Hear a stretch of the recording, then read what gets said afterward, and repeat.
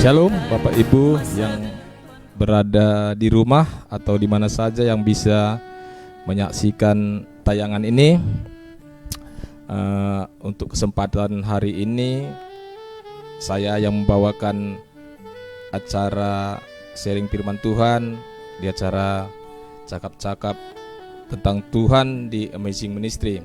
Nah, tema hari ini yang saya bawakan adalah mengenai eklesia. Tentu kita mungkin sudah banyak yang tahu itu apa eklesia. Eklesia itu adalah gereja. Gereja ini pertama-tama muncul dari perkataan Tuhan Yesus sendiri. Nah, itu bisa kita buka pada kitab Matius 16 ayat 13 sampai 18. Nah, kalau kita buka ayat ini, nah ini adalah suatu percakapan antara Yesus dengan murid-muridnya. Nah, pada saat itu Yesus dan murid-muridnya berkumpul dan melakukan perbincangan. Ini bisa kita baca dulu di Matius 16 ayat 13. Setelah Yesus tiba di daerah Kaisarea Filipi, ia bertanya kepada murid-muridnya, kata orang, siapakah anak manusia itu? Nah, di sini Tuhan Yesus menanyakan kepada murid-muridnya, apa pendapat orang lain tentang Yesus itu sendiri atau anak manusia itu? Nah, murid-muridnya menjawab di ayat selanjutnya, jawab mereka, ada yang mengatakan Yohanes Pembaptis, ada juga yang mengatakan Elia, dan ada pula yang mengatakan Yeremia atau salah seorang dari para nabi. Nah, kalau kita perhatikan ayat ini, ada yang mengatakan Yesus itu, atau orang-orang mengatakan Yesus itu Yohanes Pembaptis, ya. Nah, ini kan jadi pertanyaan bagi kita. Kalau dikatakan adalah Elia atau Yeremia, mungkin aja dia beranggapan bahwa Yesus itu adalah inkarnasi dari Elia atau Nabi Yeremia, karena Nabi Elia dan Yeremia itu telah tidak ada lagi atau pada zaman Yesus itu. Ini kan Yohanes Pembaptis. Yohanes Pembaptis ini hidup di zaman Yesus itu sendiri. Umur mereka juga tidak terpaut jauh, hanya beberapa bulan saja. Ketika Maria mengunjungi Elizabeth, ibu dari Yohanes Pembaptis, Elizabeth berkata bahwa kandungan yang ada di dalamnya itu, atau anak yang ada dalam kandungannya itu bergembira atau melonjak ketika kedatangan dari Maria. Artinya Yesus dan Yohanes ini adalah sebaya. Nah, tapi ada orang yang mengatakan bahwa Yohanes Pembaptis itu adalah, atau Yesus itu adalah Yohanes Pembaptis. Kenapa bisa ini terjadi? Nah, ini terjadi karena berita ini dikabarkan atau diberitakan oleh Herodes. Nah, itu bisa kita lihat di Matius 14 ayat 1 sampai 2. Nah, kalau kita buka di Matius 14 ayat 1 sampai 2, pada masa itu sampailah berita-berita tentang Yesus kepada Herodes, raja wilayah. Lalu ia berkata kepada pegawai-pegawainya, inilah Yohanes Pembaptis, ia sudah bangkit dari antara orang mati, dan itulah sebabnya kuasa-kuasa itu bekerja di dalamnya. Nah, pada saat itu Yohanes itu sudah dihukum mati oleh Herodes, dan Herodes itu mendengar berita mengenai Yesus, mengenai mujizat-mujizat yang dilakukannya. Jadi Herodes ini beranggapan bahwa Yesus itu adalah Yohanes Pembaptis yang telah bangkit dari kematiannya. Begitulah kira-kira pemikiran dari Herodes itu, dan berita itu mungkin menyebar dan itu tentunya menjadi hoaks. Itu kira-kira. Itulah sebabnya di Matius 16 ayat 3 16 ayat 4 dikatakan bahwa orang-orang mengatakan bahwa Yesus itu juga Yohanes Pembaptis. Lalu ayat berikutnya, lalu Yesus bertanya kepada mereka atau bertanya kepada murid-muridnya, tetapi apa katamu, siapakah aku ini? Nah, di sini Yesus menanyakan langsung kepada murid-muridnya, siapakah aku ini menurut mereka, menurut murid-murid itu, bukan menurut orang lain. Kalau menurut orang lain tadi telah disebutkan bahwa orang lain itu banyak menganggap Yesus itu adalah Yohanes Pembaptis, Elia atau Nabi Yeremia. Tapi yang ditanyakan sekarang adalah murid-muridnya sendiri. Maka di sini di ayat selanjutnya yang menjawab itu adalah Simon Petrus, mewakili murid-murid semua tentunya.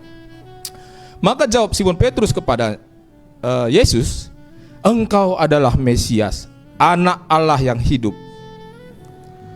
Kata Yesus kepadanya, ayat selanjutnya, "Berbahagialah engkau Simon bin Yunus, sebab bukan manusia yang menyatakan itu kepadamu, melainkan Bapa-Ku yang di surga." Nah, ini pengakuan dari Simon Petrus itu mengatakan bahwa Yesus itu adalah Mesias, Anak Allah yang hidup. Berbeda dari pengakuan atau pendapat orang-orang lain. Itulah sebabnya Yesus kemudian berkata, "Berbahagialah engkau Simon bin Yunus, sebab bukan manusia yang menyatakan itu kepadamu, melainkan Bapa-Ku yang di surga." Dan setelah itu Yesus mengatakan, "Dan aku pun berkata kepadamu, engkau adalah Petrus, dan di atas batu karang ini aku akan mendirikan jemaatku, dan alam maut tidak akan menguasainya." Nah, disitulah Yesus menyebutkan kata gereja. Di terjemahan dari LAI memang tidak ada kata gereja di situ. Yesus mengatakan adalah aku akan mendirikan jemaatku. LAI menerjemahkannya dengan kata jemaatku. Nah, ini akan berbeda kalau kita buka di King James. Kalau ditampilkan di King James Matius 16 ayat 18 ini, nah di situ akan jelas terlihat kata gereja, ya. Di kitab King James, terjemahan dari King James, Matius 16 ayat 18, and I say also unto thee that thou art Peter, and upon this rock I will build my church. Nah, ada kata gereja, ya, church di situ. Nah, itulah terjemahan dari King James. Tapi LAI menerjemahkannya dengan kata jemaatku. Nah, kalau kita lihat ini ke dalam bahasa Yunaninya, ya, kalau ada Alkitab Bapak Ibu dalam bahasa Yunani, maka kata ini diterjemahkan dari kata eklesia. Nah, itulah gereja. Apakah artinya dari eklesia itu? Ada dua arti dari kata eklesia ini. Yang pertama itu adalah kumpulan atau persekutuan. Itu arti dari yang pertama. Jadi setiap orang yang berkumpul atau persekutuan itu dinamakan eklesia. Dan arti yang kedua itu adalah dipanggil keluar. Ada dua pengertian dari kata eklesia. Yang pertama adalah persekutuan, yang kedua itu adalah dipanggil keluar. Nah, jadi kalau kita membuat persekutuan, sebenarnya itu kita telah membuat suatu atau membentuk suatu gereja pada dasarnya. Jadi arti gereja ini akhirnya sedikit menyempit, apalagi di Indonesia mungkin, bahwa gereja itu akan kita bayangkan adalah suatu lembaga yang sudah diakui pemerintah dengan izin dan segala macam dan mempunyai gedung. Nah, itulah kita maksudkan kalau kita di Indonesia mengenai gereja ini. Sebenarnya kalau kita membentuk suatu persekutuan atau perkumpulan, nah itu sebenarnya kalau dari pengertian ini adalah kita itu sebenarnya telah membentuk gereja. Jadi kalau Bapak Ibu membentuk misalnya perkumpulan ministry atau segala macam, persekutuan doa segala macam, itu sebenarnya kita itu sudah membentuk suatu gereja atau persekutuan. Arti yang kedua itu adalah dipanggil keluar. Nah, inilah yang paling penting, ini dipanggil keluar. Dipanggil keluar kemana? Kan itu jadi masalahnya. Arti kata dipanggil keluar ini akan menjadi jelas kalau kita lihat dari kitab dari 1 Petrus 2 ayat 9. Nah, kalau kita buat kalau kita lihat 1 Petrus 2 ayat 9 ini, tapi kamulah bangsa yang dipilih, imamat yang rajani, bangsa yang kudus, umat kepunyaan Allah sendiri, supaya kamu memberitakan perbuatan-perbuatan yang besar dari Dia yang telah memanggil kamu keluar dari kegelapan kepada terangnya yang ajaib. Nah, jadi kata eklesia ini tadi dipanggil keluar kemana?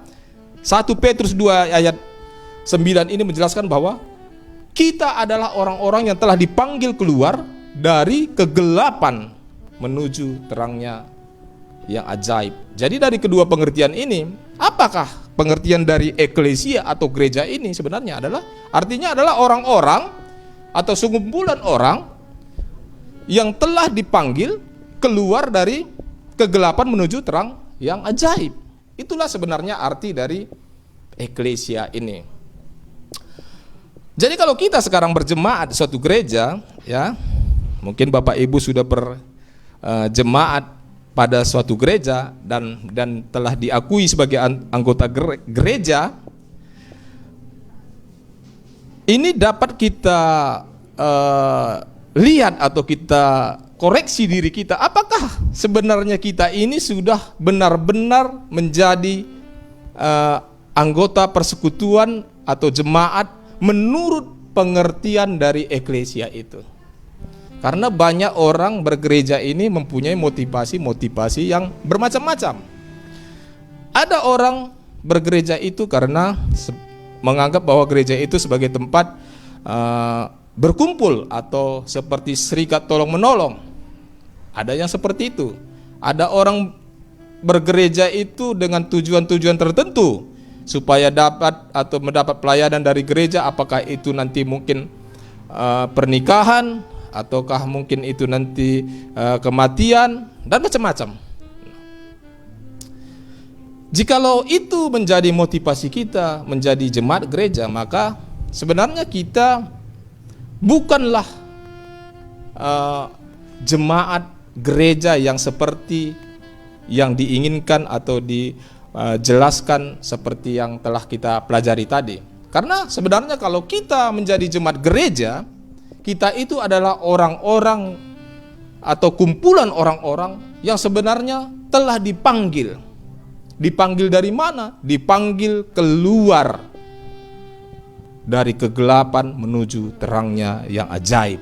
Nah, itulah sebenarnya arti atau makna sesungguhnya dari kita sebagai jemaat Tuhan. Mengapa Petrus menyebut kita telah dipanggil keluar dari kegelapan? Ya, artinya kita ini sebelumnya itu adalah orang-orang yang masih di dalam kegelapan, kemudian dipanggil Tuhan menuju terang yang ajaib. Tentunya Petrus mengatakan ini berdasarkan dari bahwa semua kita ini adalah manusia yang telah berbuat dosa. Roma 3 ayat 23 mengatakan, Roma 3 ayat 23, karena semua orang telah berbuat dosa dan telah kehilangan kemuliaan Allah. Semua kita telah berbuat dosa dan telah kehilangan kemuliaan Allah. Nah, artinya kita ini sebenarnya orang-orang yang asalnya itu berasal dari kegelapan. Itulah sebabnya Petrus mengatakan bahwa kita ini telah dipanggil keluar dari kegelapan itu menuju terangnya yang ajaib. Kita yang dulunya orang-orang yang berdosa telah dipanggil oleh Tuhan untuk menuju terang yang ajaib itu.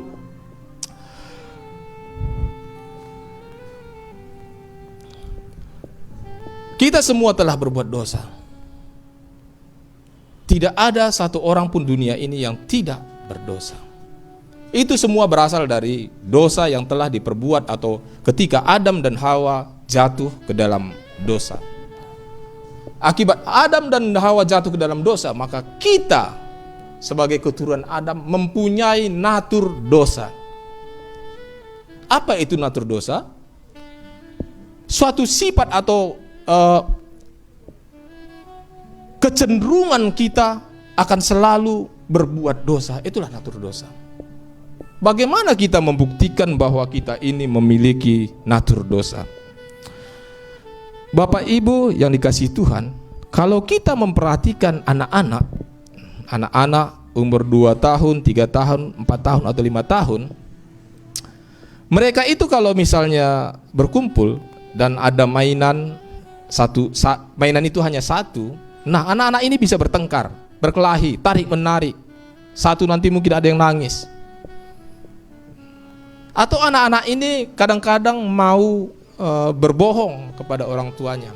Atau anak-anak ini kadang-kadang mau mencuri. Nah, apakah orang tuanya mengajarkan anak-anak ini untuk melakukan itu? Tentu tidak. Tidak ada orang tua yang mengajarkan itu. Tetapi mengapa mereka melakukan itu? Itulah natur dosa kita itu. Kecenderungan kita berbuat dosa itu telah ada pada diri kita, bahkan sewaktu kita masih kecil pun. Itulah natur dosa itu. Itulah sebabnya maka kita ini pasti akan berbuat dosa. Itu sebabnya katakan Roma 3:23 itu, karena semua orang telah berbuat dosa dan telah kehilangan kemuliaan Allah. Kitalah orang-orang yang dulunya yang berada dalam kegelapan, yang telah dipanggil Tuhan keluar dari kegelapan itu dan menuju terangnya yang ajaib. Itulah kita umat Tuhan, eklesia, jemaat Tuhan, gereja Tuhan. Yang menjadi penting adalah Bapak Ibu yang dikasihi Tuhan, jika kita telah mengetahui bahwa kita adalah orang-orang yang telah dipanggil Tuhan keluar dari kegelapan menuju terang yang ajaib,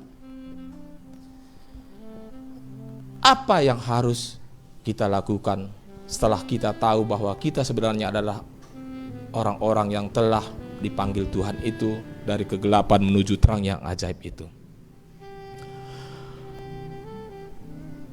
Saya mengambil 3 yang harus kita lakukan sebagai umat-umat Tuhan ini, yang tentunya yang harus kita lakukan sebagai jemaat Tuhan.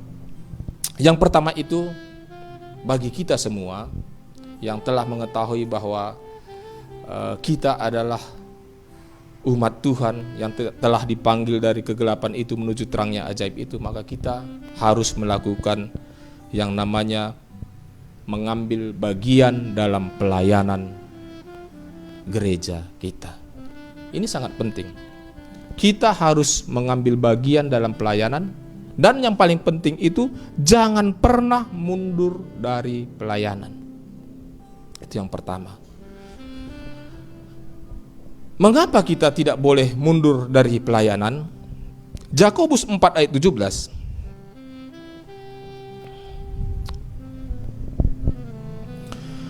Yakobus 4 ayat 17 mengatakan, jadi jika seorang tahu bagaimana ia harus berbuat baik, tetapi ia tidak melakukannya, ia berbuat dosa.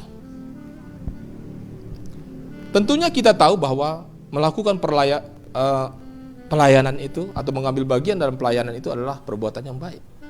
Tentunya kita itu semua tahu. Dan jikalau kita tahu itu adalah perbuatan yang baik, tapi kita tidak melakukannya, sebenarnya kita sudah berbuat dosa. Apalagi sampai kita meninggalkan pelayanan kita. Ada perbedaan ketika kita sudah mengenal Tuhan lebih dalam dengan orang yang belum mengenal Tuhan lebih dalam. Mungkin orang-orang yang belum mengenal Tuhan lebih dalam, dia menganggap dosa itu adalah pelanggaran-pelanggaran hukum Taurat, terutama adalah 10 perintah Tuhan. Mungkin begitu saja pemikiran mereka. Apakah itu berzina, mencuri, atau mengingini, membunuh. Nah, itu adalah moral orang yang tidak mengenal Tuhan pun tahu itu adalah perbuatan dosa. Tetapi ketika kita mengenal Tuhan lebih dalam, kita tahu dari kitab Yakobus 4 ayat 17 ini mengatakan bahwa kalau kita tahu bagaimana harus berbuat baik, tapi kita tidak melakukannya, sebenarnya kita sudah berdosa. Nah, itulah orang-orang yang lebih atau telah mengenal Tuhan lebih dalam lagi. Jadi kalau kita sudah terlibat dalam pelayanan di gereja kita, atau bukan di gereja, di pelayan mana saja, melayani Tuhan, tetapi kita mundur, sebenarnya kita itu sudah berbuat dosa. Di dalam pelayanan kita tentu banyak atau mungkin ratusan, mungkin ribuan alasan kita mundur dari pelayanan. Banyak alasan-alasan yang membuat kita bisa mundur dari pelayanan. Tapi Bapak Ibu yang dikasihi Tuhan, ketika kita mencintai Tuhan, semua alasan itu tidak ada lagi selain untuk melayani Tuhan. Saya memberikan kesaksian sedikit di sini, ya, bagaimana saya melayani di gereja kita, dan kesaksian kita ini adalah kesaksian yang benar-benar kesaksian karena disaksikan oleh teman saya juga sendiri yang ada di Amazing ini, ya. Jadi kesaksian ini betul-betul terjadi. Pada tahun baru yang lalu, ya, kami mengadakan ibadah di gereja kita, dan setelah melakukan ibadah tahun baru, saya itu pamit kepada jemaat kita untuk buru-buru pulang gitu, karena saya takut macet. Biasanya tahun baru itu macet. Jadi kami buru-buru pulang. Tiba-tiba belum berapa jauh meninggalkan gereja, saya itu terjatuh. Kaki saya terantuk batu dan saya tidak bisa lagi menggerakkan kaki saya yang sebelah kiri, karena memang kalau digerakkan betul-betul sakit. Jadi saya tidak jadi pulang dan harus bermalam di sana. Ketika malam, saya merasa betul-betul kaki saya itu sakit dan saya hampir tidak bisa tidur. Dan ketika itu saya bertanya kepada Tuhan, kenapa saya jatuh, Tuhan? Padahal saya melayani. Ketika tahun baru, orang banyak mungkin jalan-jalan, mungkin bersenang-senang merayakan tahun baru, tapi saya jatuh. Saya bertanya kepada Tuhan. Sebagai manusia mungkin kita wajar bertanya kepada Tuhan, kenapa sih kita harus jatuh? Diizinkan Tuhan jatuh, ya. Pada malam itu saya tidak menemukan jawabannya, dan akhirnya saya pulang. Besok paginya dijemput oleh teman dengan kaki yang masih terasa sangat sakit dan memang betul-betul tidak bisa untuk dibengkokkan sedikit pun. Jadi kaki saya itu harus lurus terus. Nah, betul-betul sakit. Setelah itu pada malam-malam hari saya selalu terbangun sekitar jam 2 atau jam 3, itu saya terbangun. Yang membangunkan saya itu bukan siapa-siapa, kaki saya sendiri yang sakit itu membangunkan saya. Karena dia tiba-tiba bisa berdenyut sakit, saya terbangun. Nah, ketika malam sering saya terbangun itu, saya itu tidak ada yang bisa saya lakukan kecuali mengkompresnya, dan saya berdoa. Ketika semua tertidur saya berdoa, mungkin di sekitar jam 2 atau jam 3 sampai jam setengah 4 itu. Dan akhirnya saya menemukan jawaban bahwa Tuhan itu memang betul-betul mengasihi kita. Saya merasakan persekutuan dengan Tuhan karena saya terbangun di jam-jam itu. Sebelumnya saya tidak pernah berdoa di jam 3 atau setengah 4 itu tidak pernah. Mungkin di atas itu jam 5 atau jam 6. Di situ saya berdoa bahwa saya merasakan begitu dekat dengan Tuhan, saya merasakan kehadirannya, saya merasakan hadiratnya. Dan akhirnya saya menjadi bersukacita. Bayangkan kesakitan itu menjadi sukacita. Karena hampir 2 bulan itu saya memang terbangun terus karena memang belum sembuh. Tapi saya menjadi bersukacita karena hadirat Tuhan itu. Namun Bapak Ibu yang dikasihi Tuhan, apakah saya meninggalkan pelayanan saya? Tidak. Saya tidak meninggalkan pelayanan saya. Saya minggu berikutnya setelah saya jatuh itu, saya kembali melayani ke tempat pelayanan kita yang seharusnya memang belum layak saya untuk melayani ke sana karena keadaan kaki saya itu. Dan pada minggu pertama itu saya ditemani oleh teman-teman dari Imaging Ministry ini. Dan mereka menyaksikan sendiri berapa kali kami harus berhenti karena saya itu memang merasa sakit. Dan sampai di rumah kembali pun saya ambil lagi kompres untuk mengompresnya. Nah, banyak memang alasan kita untuk meninggalkan pelayanan, tetapi percayalah Bapak Ibu yang dikasihi Tuhan, ketika kita mencintai Tuhan, maka tidak ada lagi alasan kita meninggalkan pelayanan kita, apalagi sampai meninggalkan Tuhan. Nah, itulah yang pertama yang harus kita perhatikan. Jadi kalau kita tahu berbuat baik, tahu caranya bagaimana berbuat baik, dan kita tidak melakukannya, kita berbuat dosa. Kita tahu bahwa pelayanan itu baik karena melayani sesama, melayani Tuhan, tapi kita tidak melakukannya dan kita itu adalah berdosa. Apalagi sampai kita meninggalkan pelayanan kita. Itu yang pertama. Yang kedua adalah kita tidak meninggalkan ibadah-ibadah kita, ya. Itu Ibrani 10 ayat 25 mengatakan, janganlah kita menjauhkan diri dari pertemuan-pertemuan ibadah kita seperti dibiasakan oleh beberapa orang, tetapi marilah kita saling menasihati dan semakin giat melakukannya menjelang hari Tuhan yang mendekat. Jangan meninggalkan ibadah-ibadah kita. Kenapa kita tidak meninggalkan ibadah-ibadah kita? Karena di ibadah-ibadah kita itulah kita dapat bersekutu dengan sesama kita umat Tuhan, dan kita juga bersekutu dengan Tuhan. Kita juga bisa sharing dengan teman-teman sepelayanan kita mengenai masalah kita, pergumulan kita, dan macam-macam. Kita bisa sharing dengan teman-teman kita. Dan itu adalah suatu keuntungan kita melakukan ibadah itu, karena ibadah merupakan suatu keuntungan. Itu juga tertulis dalam Alkitab. Bapak Ibu yang dikasihi Tuhan, di kota ini tentunya kita mengenal apa yang namanya atau profesi psikiater, ya. Nah, kalau ada orang bermasalah misalnya atau kalut pikirannya, dia pergi ke psikiater dan berkonsultasi kepada psikiater. Nah, itu tidak gratis ya Bapak Ibu, ya, dan kita harus bayar.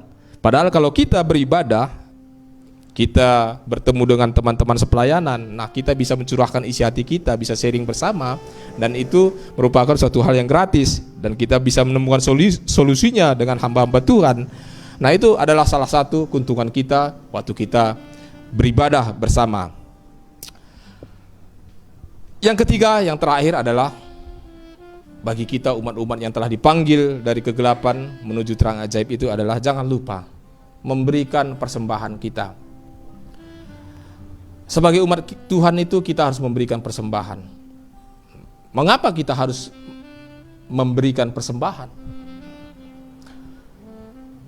Tentunya untuk pelayanan, perkabaran Injil, atau yang disebut dengan marturia, diakonia, itu memerlukan biaya. Dan itu bisa kita gunakan dari persembahan-persembahan yang kita berikan kepada gereja kita. Kalau kita buka Lukas 21 ayat 1 sampai 4, Lukas 21 ayat 1 sampai 4.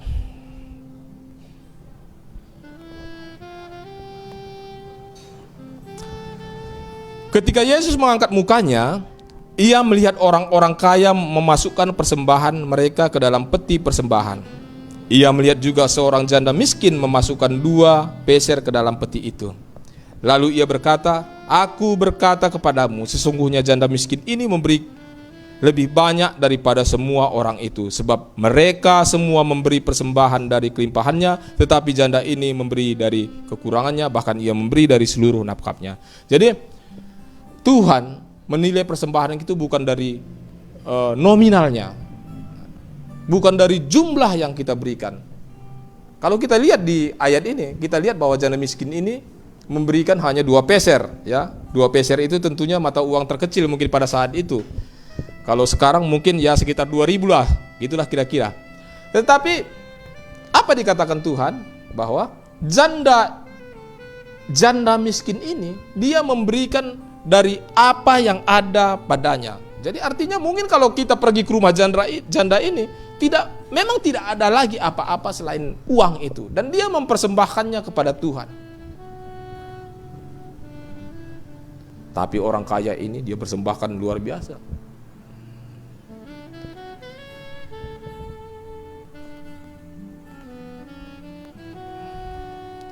Orang kaya ini apa dikatakan Tuhan? Mereka memberi persembahannya dari kelimpahannya. Bapak Ibu bisa bayangkan bagaimana kalau orang memberi dari kelimpahannya. Secara nominal itu mungkin jumlahnya banyak. Mungkin pada saat itu si janda miskin ini mungkin memberikan 2.000 perak, orang kaya ini mungkin memberikan 20 juta. Tetapi orang kaya ini memberi dari kelimpahannya. Mungkin di rumahnya masih ada uang bermiliar-miliar. Itulah sebabnya dia memberikan dari kelimpahannya. Dan Tuhan tidak menilai dari itu. Tuhan tidak menilai dari nominalnya, tapi Tuhan melihat dari ketulusan orang memberikan persembahan itu. Janda ini pasti memberikan dengan ketulusan hati. Dan orang kaya ini mungkin memberikan dengan suatu motivasi atau tujuan.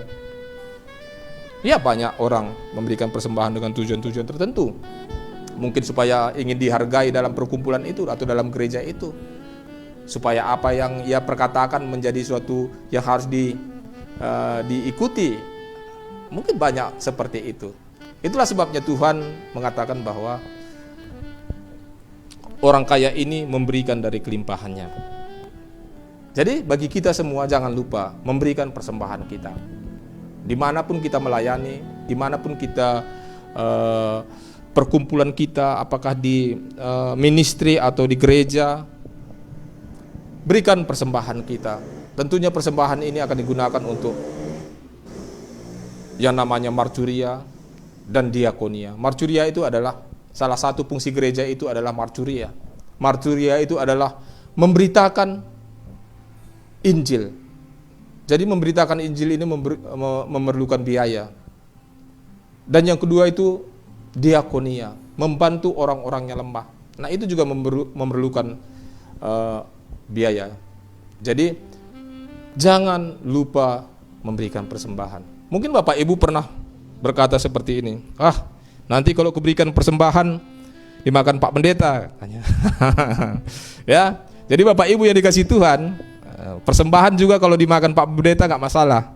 Nah, Pak Pendeta juga butuh makan. Ketika dia makan, perutnya kenyang, tenaganya bertambah, dan dia bisa pergi memberitakan firman Tuhan dengan tenaga yang kuat, dan bisa berbicara lantang karena tenaga yang telah diberikan dari makanan yang diberikan oleh Bapak Ibu melalui persembahan. Itu adalah salah satu fungsi persembahan. Jadi jangan kita mengkritik ya kalau Pak Pendeta juga memakan persembahan untuk makan minumnya. Jadi itu adalah hal yang wajar ya Bapak Ibu. Nah, inilah firman Tuhan yang bisa saya bagikan hari ini. Mudah-mudahan dapat menjadi berkat bagi kita semua. Shalom, selamat malam, sampai jumpa di lain kesempatan.